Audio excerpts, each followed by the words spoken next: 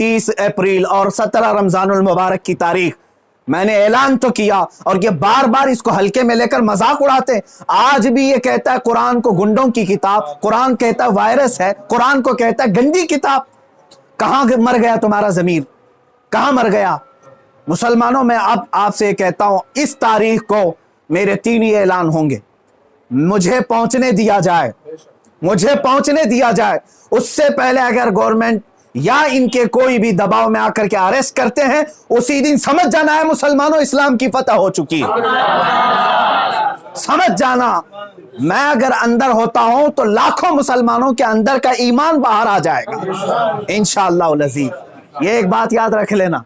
दूसरी बात, अगर इस तारीख से पहले हुकूमत इसे अरेस्ट नहीं करती, जो रोजाना आज तक खुलेआम इस तरह की गुस्ताखियां कर रहा है, हद हो गई, हद हो गई। यहां पर होम मिनिस्टर पर कोई टिप्पणी करे तो जेल में चला जाए, और यह मुसलसल 1.5 महीने से मुगल्लजात बक रहा है, पखाना उगल रहा है, और कोई कुछ नहीं करता, इसको पूछता तक नहीं इसको।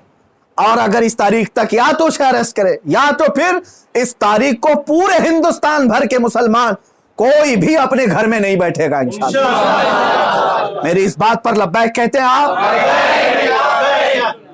आप सुन लें, इसलिए कि अब यहां पर हमारी जमीन जायदाद का मसला नहीं है। ये मत समझ लेना या जमीन मांगने के लिए आ रहे हैं, हुकूक मांगने के लिए आ रहे हैं। अरे मियां, अब तो हमारे जड़ की बात आ गई है।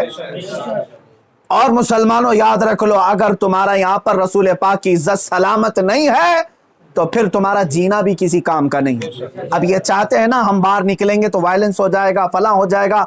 हम ये नहीं चाहते फसाद हो जाए, इसीलिए तो बार बार गुहार लगा रहे हैं हुकूमत को, बार बार कह रहे हैं फसाद की जड़ को अंदर करो, उसे भौंकने से रोको।